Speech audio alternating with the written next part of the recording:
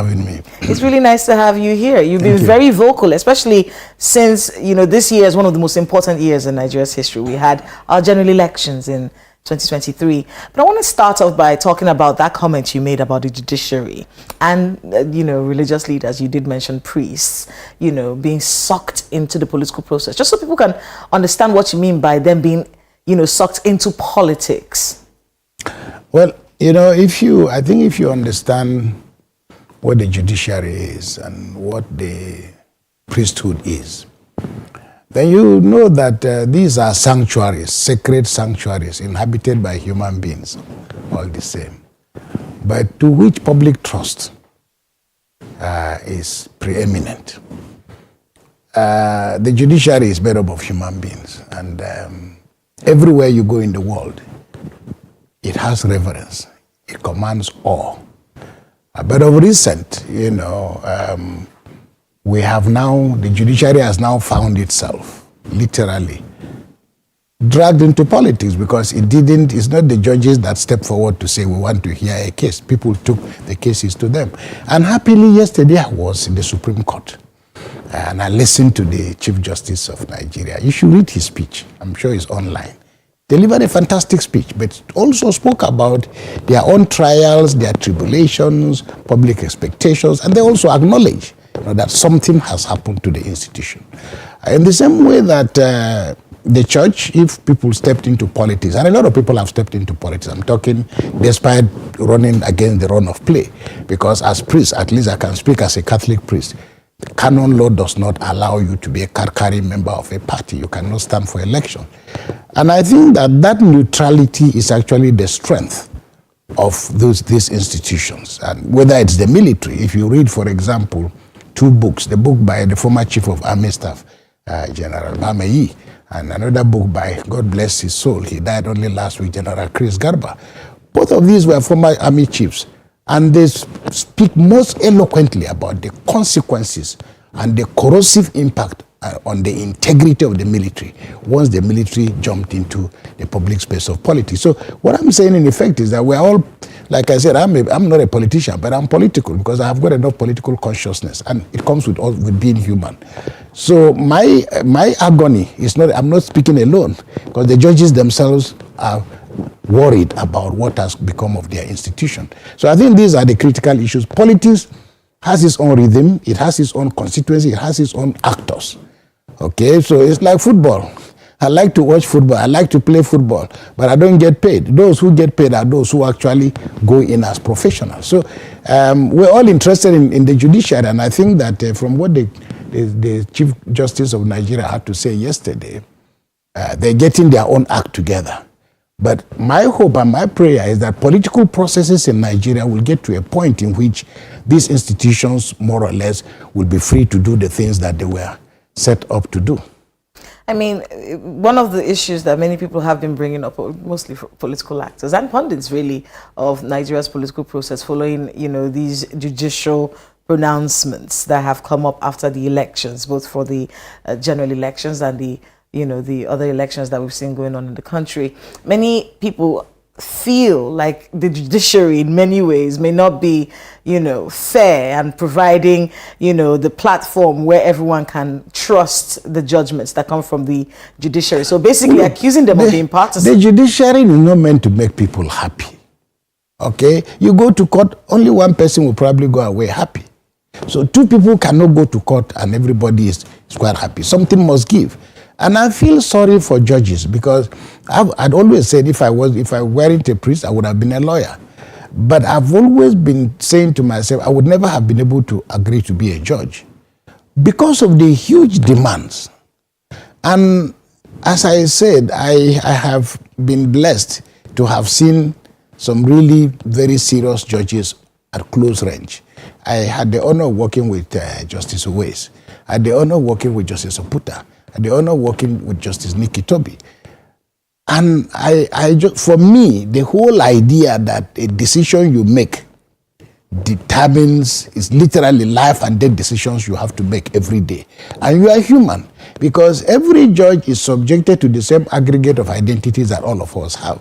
So imagine you have a case, your classmates are calling you, your in-laws are calling you, your in-laws, friends, relations are calling you, the people in government are calling you, interested parties, everybody is calling you. And social media is firing you. Well, no, even the criticism is different from people who are asking for a favor.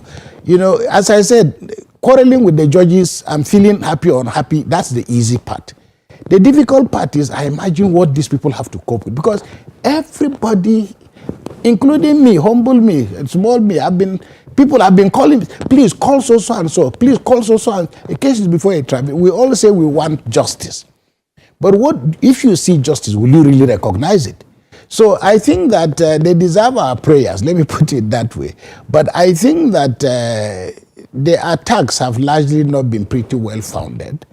It's difficult to imagine whether you're going to have a judiciary that can rise beyond the reality around which it survives, nor the church, nor the business, nor economy, nor politics. So we want to excuse ourselves. We're always looking for scapegoats. Right now, the scapegoat for our judicial process happens to be the judiciary. But the issues are much more than that. It's got to do with the actors. It's got to do with the discipline. If there are no infractions, nobody will go to court. You know, so I remember I met a senior advocate of Nigeria yesterday in the Supreme Court, and he said to me, Bishop, I wanted to write a letter to you, and I said, okay, I'm sorry, sir. So why didn't you? He said, because you said in Biafra that lawyers should be put out of a job because, he said, what do you want us to do? And I got a text from a lawyer who said, you don't want us to eat? I said, well, you can eat elsewhere, but on this particular pond, if things get stable, then you can deal with other cases. All right? If there are no sinners, there will be no priests. It's our prayer that everybody stops to. But this is the situation we found ourselves in. So I think we must come to terms with the fact that, first, we are going to be on this road for a very long time. Okay? We are focusing on free and fair and credible elections. They are desirable. But desirable as they may be, they are necessary, but they are not a sufficient condition or a guarantee that the outcome will be what we think it is. You can have the freest, the fairest election, the most credible elections, and it could give you some character that is not what you expected. And for us, in a rather dysfunctional environment such as this, of course we should contest all these things. But if at the end decisions are taken, it may be that the person you really didn't expect much from, maybe because of process and other things, has turned out completely differently. You know, so I think that the most critical thing is for us to develop the tools of engagement and engaging this process, because judges will not act independent of us. Lawyers, politicians, everybody. So this country is ours to build, you know, and I think that the judiciary is a vital component, but I worry that by finding itself right in the arena of politics. Yes, people are making money, but this is not what politics was meant to be. It was meant to give money to another group of people, not necessarily lawyers. And I think that lawyering has taken over our politics to the point that I don't need to tell you, everybody who lives in Nigeria knows. You know, so the frivolous cases that have been brought to the court, I was happy to hear the Chief Justice of Nigeria say they are also setting up an arbitration portal, you know, in the Supreme Court. So people can find other ways of resolving their conflicts, because, look, we are Africans, let me put it that way. My little experience at the Oputa panel led me to believe that, look, we are not necessarily so adversarial. And the judicial system that we have, adversarial justice systems tend to think about winners and losers. But African culture is always more towards consensus. And I think that the idea of alternative conflict resolution mechanisms grew out of the feeling, especially in the corporate world, about the corporate damage that institutions felt. If you took Coca-Cola to court, if you took MTN to court, if you took any of these brands to court, it left a damage. So people began to find other ways away from the courts. So really, I mean, the more the courts have less work to do, the better evidence it is that a society is growing, because there are a range of other actors on the scene that can be brought into bear, you know, to help our communities. And I think we must explore those possibilities. Not every case that must go to court. Because it's costing people money, it's costing us time, it's costing us energy, it's costing us trust. But by and large, I think we must be sincere with ourselves to know that, look, our system has its own problems. If you look at the Nigerian judiciary, the idea that a judge will retire at the age of 70 at the Supreme Court, for me, it doesn't make much sense. Is it the money to pay them? Because when I looked at somebody like Justice Oputa, well into his 80s, these people are still very clear-minded and so on. There's a lot they can still contribute. In the American Supreme Court, for example, once you are appointed a Supreme Court justice, you literally stay on until you die or until you want to retire. And there have been one or two, incidents in which people maybe didn't retire but were made to retire in one way or the other. But I think that for the judiciary, we should think a little bit more creatively. But this is Nigeria, where everything is turn by turn. Everybody wants a piece of the action. If you say, okay, let justices stay for too long, what about us?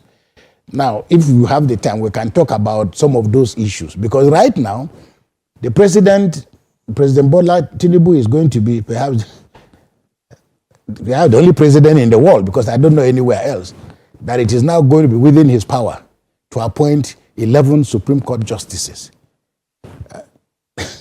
It comes with a lot of responsibility, because among other things now, a government has to have the capacity and the ability to there has to be a certain level of believability and credibility about what people see. If you watch a football match now and you see 10 players or 11 players and there's one black man, even if it's a mulatto, your reflexes, you will feel interested in that black man. Similarly, if you permit me, if you look at the American Supreme Court, about which I know almost next to nothing, but in 1967, President Johnson took a decision, and his decision was, I need to get a black man into the Supreme Court. I need to get a black man into the Supreme Court. Because he came out of the struggle of Martin Luther King, the ideals of John F. Kennedy, and so on. And of course, there was Thurgood Marshall, an extraordinarily brilliant, human being. But there were no vacancies in the Supreme Court. And he couldn't ask anybody to resign. But guess what he did? There was a justice who was in the Supreme Court, Justice Tom Clark. And then Tom Clark was only 67 years old. But Johnson wanted, because they were friends, he couldn't tell him to leave the Supreme Court. Instead, what did he do? He decided to promote Tom Clark's son, Ramsey Clark, and made him Attorney General. He therefore forced Tom Clark to say to himself, am I going to be sitting in the Supreme Court? Am I going to block the ambition of my son? So he very quickly eased himself out, which was what Johnson wanted. And Johnson used the opportunity to push Thurgood Marshall. When a president wants to do good, let me put it that way, this country is a complicated country. And there has always to be, the problem I had with President Buhari, nothing personal, but how to manage diversity is critical to how people perceive the legitimacy of a government. So I'm hoping that, look, if you are going to appoint 11 Supreme Court justices, you must also look at this country. Okay, it's not a question of, the Supreme Court, I guess, functions on the fact that you have to I'm sure there is this debate among them, people should come from the judiciary. But there are people coming from the academia. We have a black justice of the Supreme Court of America for the first time, Ketanji Jackson. It's unprecedented. People have come from the academia and so on. So I'm hoping that President Tinubu will also be sufficiently creative to draw inspiration from using the Supreme Court, to become, and you don't do this by lowering standards. Because people, when you talk about federal character, people tend to think that, you are just lowering the thing so that those who can't pass exam can also come in. It's not so.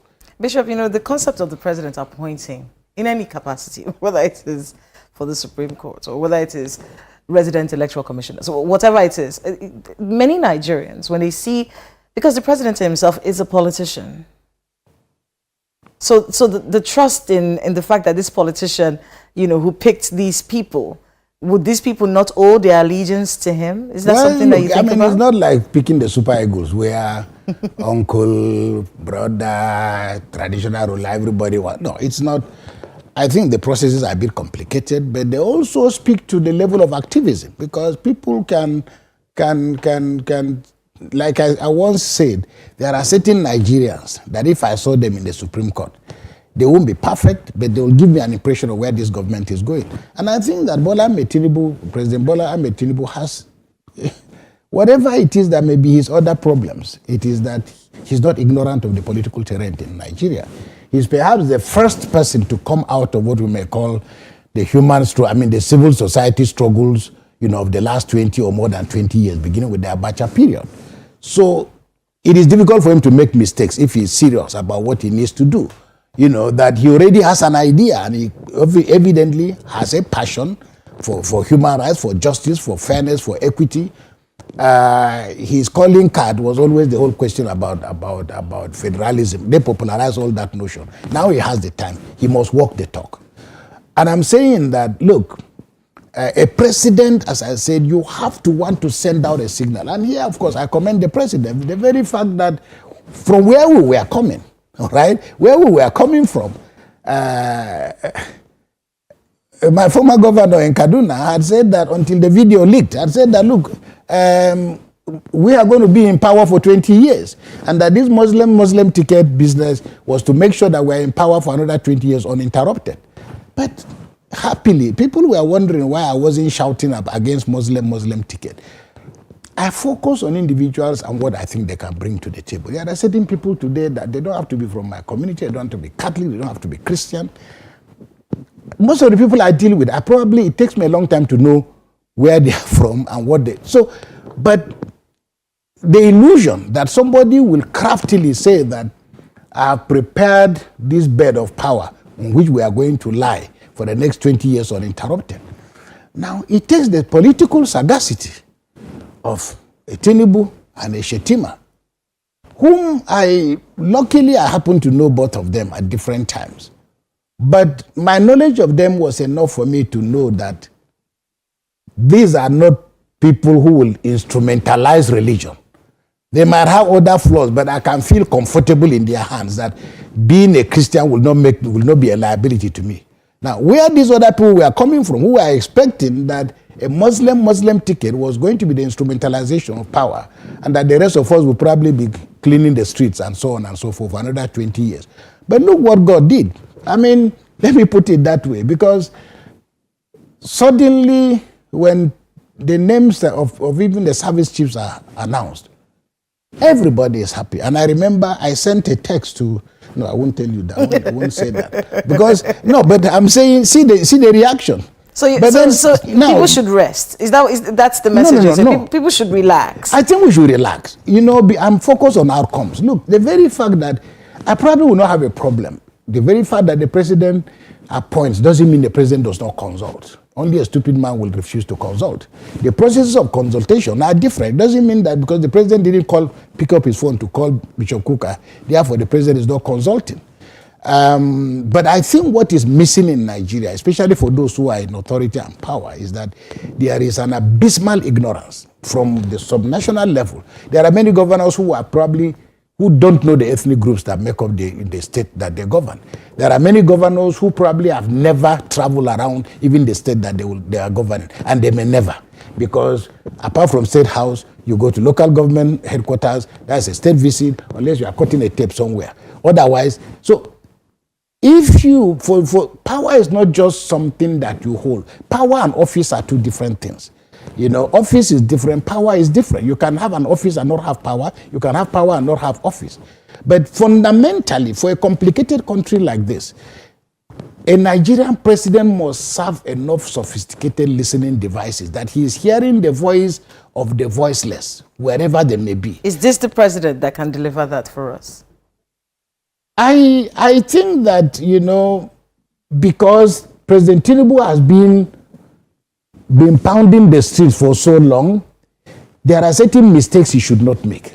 The removal of fuel subsidy. That is to understand. No, let's not even go Let's there. talk about the economic situation of the country, because you said you've had a lot of conflict. Let me finish what I was saying. The structure of the Nigerian state is unscientific. It's dysfunctional. It's not working. It's the reason why amidst plenty, Okay, we are still in pain. So the Nigerian structure needs to be totally dismantled because it cannot work. What we are running, and I'm not talking here about, look, we made two critical mistakes, and they must be part and parcel of our conversation about why things are not working in Nigeria. The first mistake we made, in my view, was to create states. All right? The creation of states, remember that states were created to stop Ojukwu from going to war, not because people sat down and decided this is how we're going to do this. Secondly, when you created state and multiply the creation of states, when you listen to stories, there are people who will tell you, I was the one who was responsible for the creation of Kaduna, Sokoto, Katsina, whatever state. I was the one responsible. So what happened? It was that we're not different from the Berlin Conference, where people we are quarreling with white people sitting down and sharing Africa. States creation was very much akin to that. That is, the big boys just sat down. The local government council was even worse. The result is what has triggered off the amount of conflict that continues to go on in Nigeria. That is that a man who had a seat at the table, okay, as a military officer, many of these guys simply made their villages local government headquarters or their villages states. So this arbitrariness did two things. First, Nigeria generated a certain level of consciousness that they didn't have before.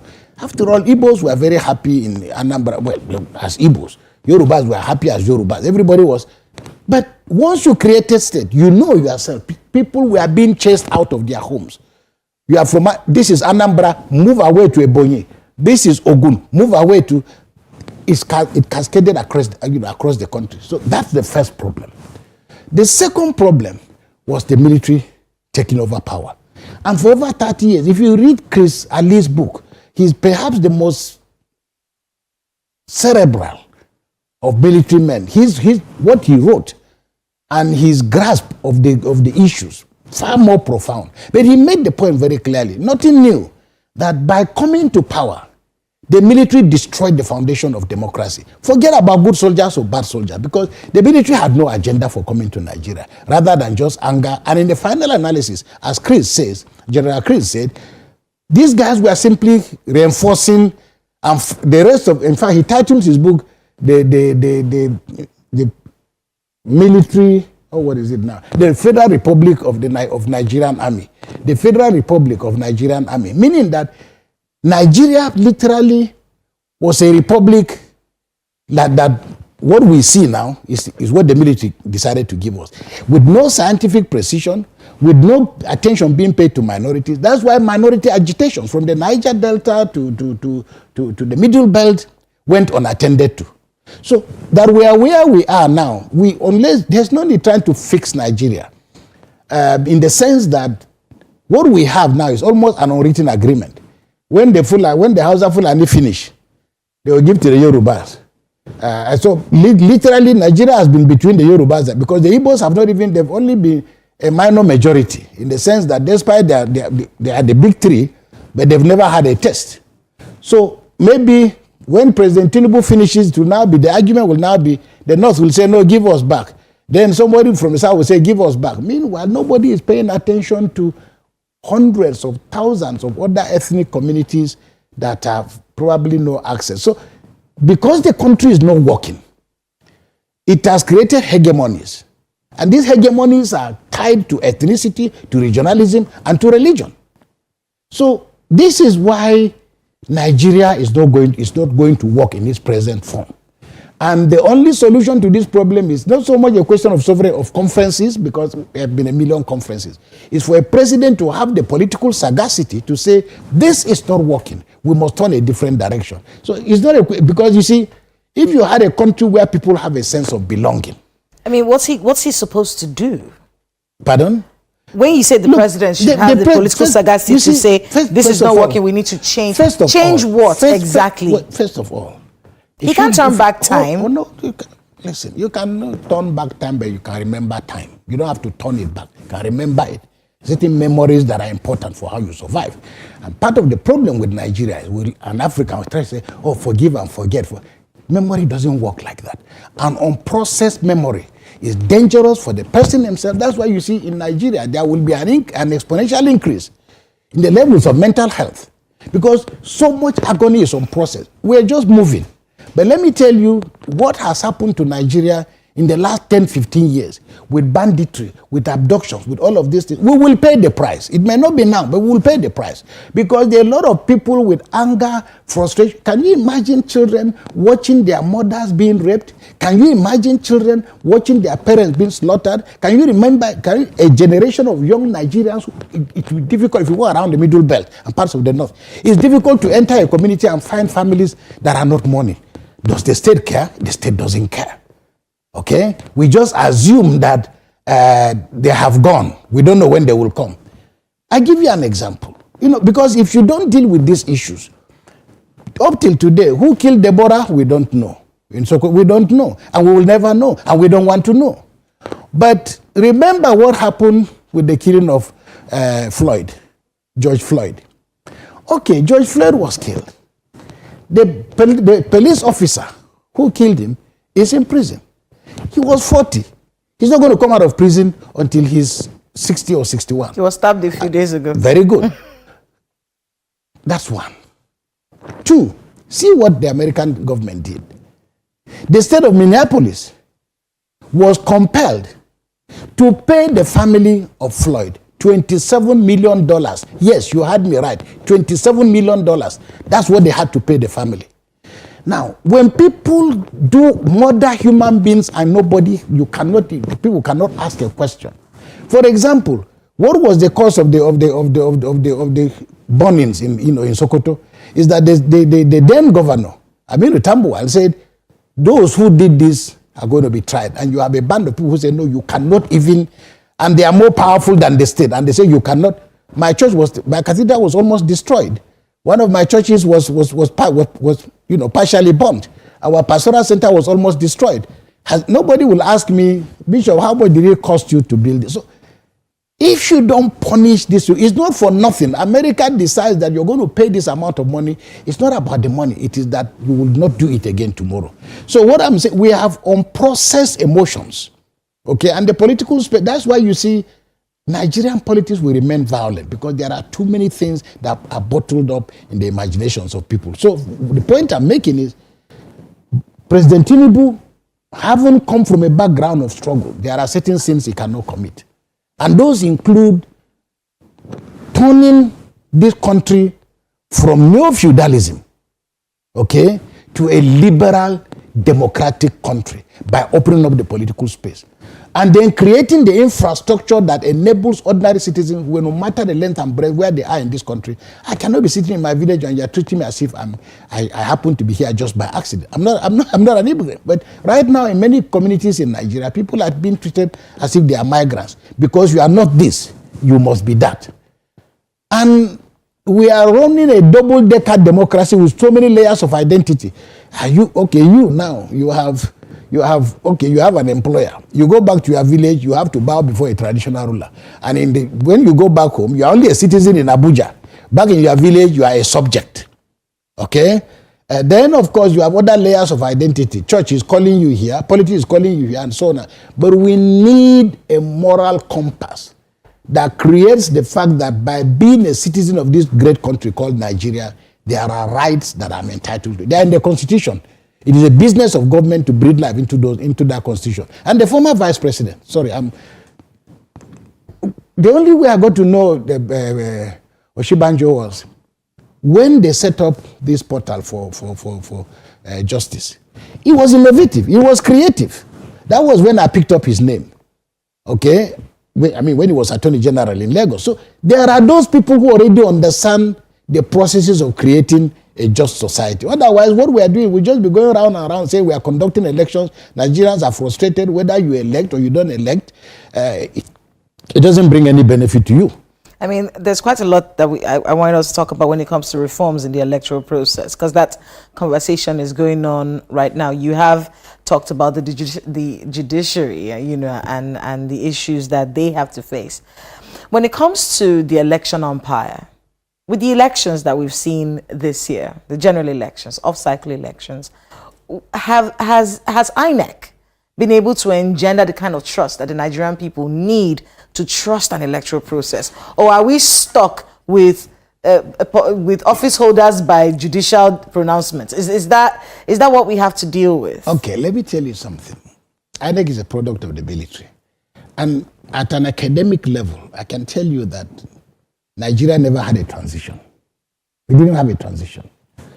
And a transition from military rule is not intellectually equivalent with transition to democracy.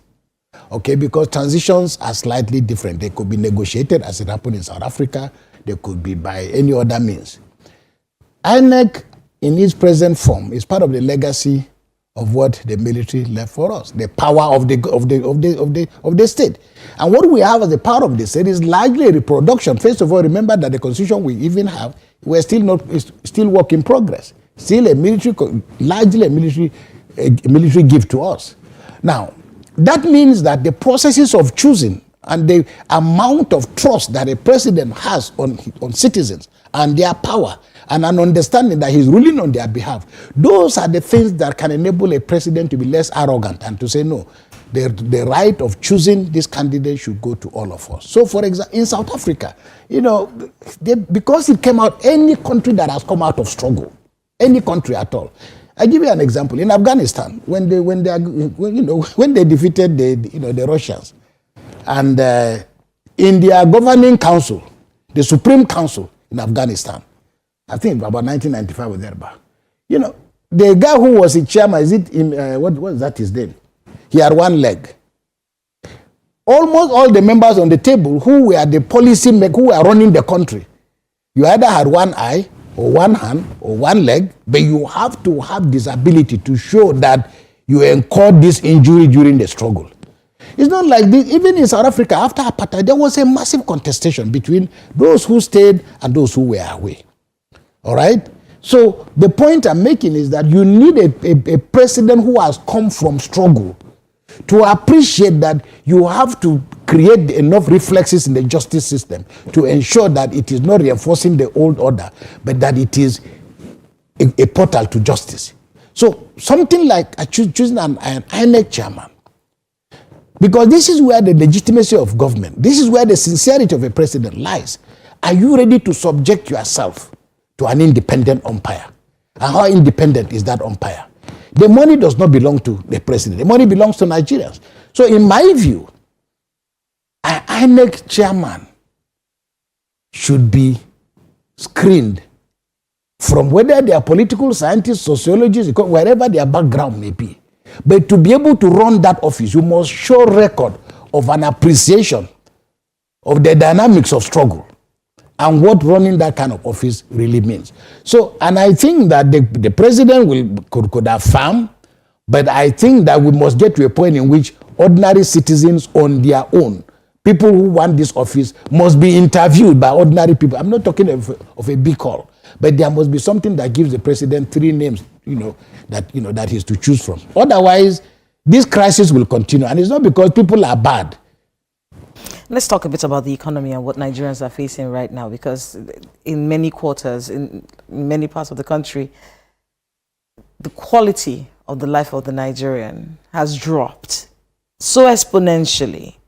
And even though we've heard the explanations why this has happened, the long-term benefits that Nigerians are supposed to enjoy from these policies of President Bola Tinubu, well, the policies were made, he came in and reaffirmed this is what has been done.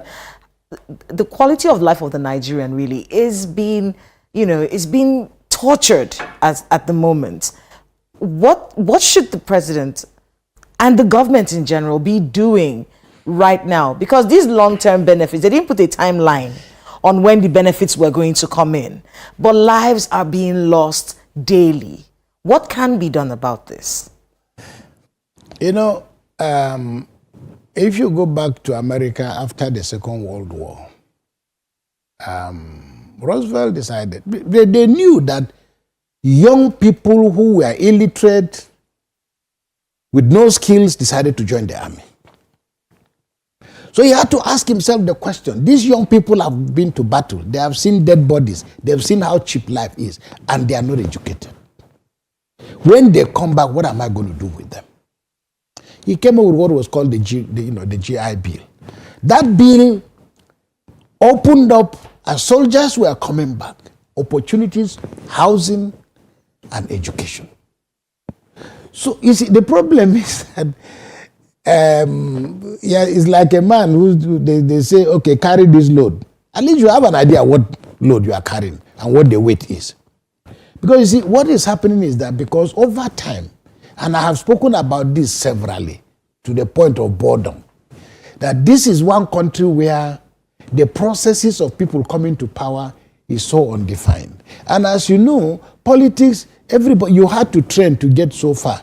These people who are holding these cameras have been to training.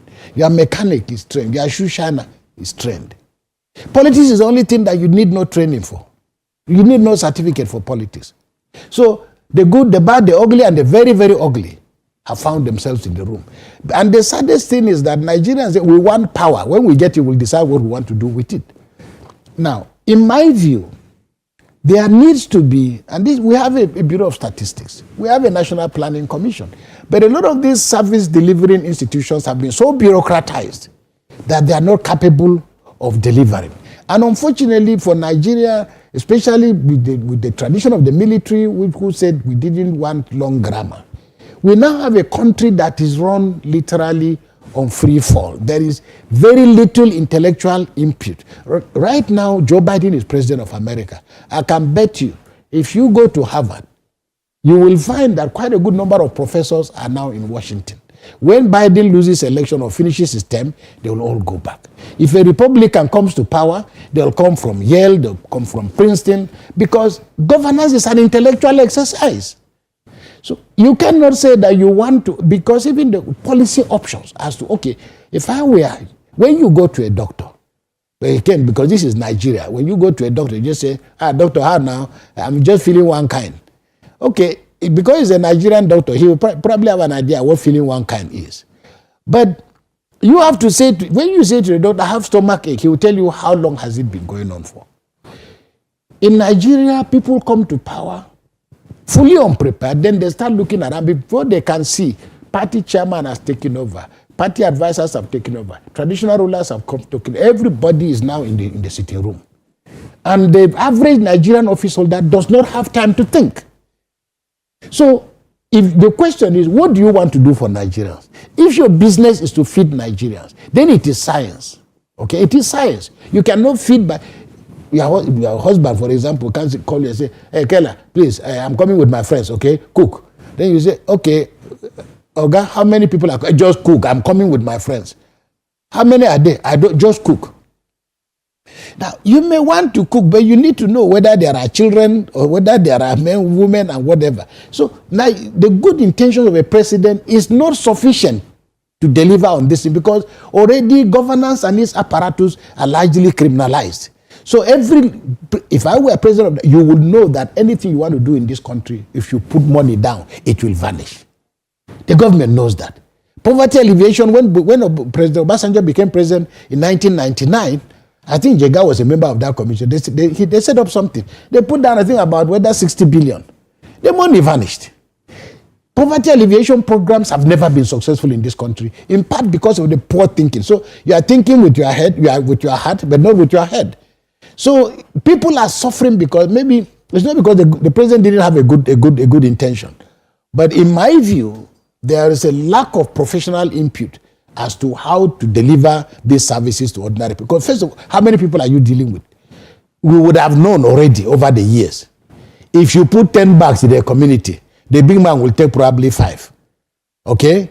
And you saw on television the other day, palliative, one man who was going around saying, this is the one bag that they got. Everybody knows that the institutions responsible for the distribution of social welfare and services are the object of politics, and that nothing is going to... So you can throw all this money. We are just throwing money at problems instead of thinking through what needs to be done. I think if I were president, for example, maybe you would have spent time to ask yourself, okay, so if we run the numbers, if we say we have taken this what do you call it, fuel subsidy is gone. Short term, what am I going to do? I have this amount of money. What will I do with it? All right? Where should we put it to? And you could have run those numbers between now and the end of the year to say by the end of the year, this is what is going to happen. Okay, so if you say to Oga, you want 50 naira to go to the market, Oga may say, okay, here is 20 naira. Maybe after some time, next tomorrow, money will come. Because if you thought through all this, then we can now begin to figure out, how do we keep Nigerians hopeful? What do we communicate to them? Because the most important thing is to carry people along by information. So, and it's not just information by announcements. So, in my view, I think that the president's heart was in the right place, but I don't know that there was enough time for them to think through all these things in terms of how to resolve them, especially given the leaking nature of the bureaucracy. You see, everywhere in the world where systems are working, and again, I'll bore you. You take an example of a country like Singapore. Now, Lee Kuan Yew became president in 1969 and did not leave office until 1990. Even when he left office and another person took over, he knew that he wanted his son to be the prime minister, but his son was not ready. He put somebody there, and he himself remained what you call mentor minister, because he had put the country on a footing. But the cleverest thing that he did, more than any other person I can think of in the world, was that he picked the bureaucracy and realized that because the bureaucracy is the conveyor belt for all the good intentions you may have, he decided to professionalize the civil service. So he gave them salaries that were 80% the salaries that private sector was giving people. Everybody therefore wanted to go to the public service. Then he got people with first class and second class. He himself was a first class candidate. His son is a first class candidate. So if you don't get your bureaucracy right, luckily for me, and I don't want to bore you, but I have sat down with almost every president in Nigeria, from Shagari to today, bar General Abacha. And I can see these wonderful human beings, governors, wonderful human beings. I've not met anybody who wants to destroy this country. But the one thing President Shagari said to me was, he said, look, if I show you the bills that I tried to sponsor, you have a National Assembly, if you don't pay enough money, your bill will lie there. So it's not about one individual. It's about the quality of the service delivery vehicles and the drivers of these vehicles. That's why I said somebody must have the courage and the confidence to dismantle this, how will I call it? Because it's a weapon. I mean, it's difficult with the kind of political class that if you have the will, you know what Peter Obi said. Peter Obi said, look, they asked, how do you fight corruption? He said, if I'm not stealing, my wife is not stealing, my children are not stealing, matter is finished. The question is, sometimes people get into power taking too many loans. And I mean loan, both financial and intentionally. By the time you get there, you are overwhelmed. Because all these people are creeping. And let me tell you, most people that come to see you as president or governor, they mean well for themselves, not for you, even you yourself. So that is why the quality of a president is also determined by the kind of alternative voices that he's listening to. So people, when you get to a situation where people think that, oh, okay, Bishop Kukah is always abusing us, Bishop Kukah is always quarreling with us, which is fine by me, but I have paid my dues. If it is this country, I've spent almost 40 years of talking. Let me put it that way. So that's not my problem. The point is that a president must be ready to sift, and not himself, because this is where the whole question of special advisors comes in. Now people appoint there are governors with 1,000 special advisors, and they say you appoint these special advisors because look, it's the only way to keep the boys quiet. But in reality, there's a young man, George Stephanopoulos. He was President Clinton's spokesman at the beginning. Stephanopoulos published his biography.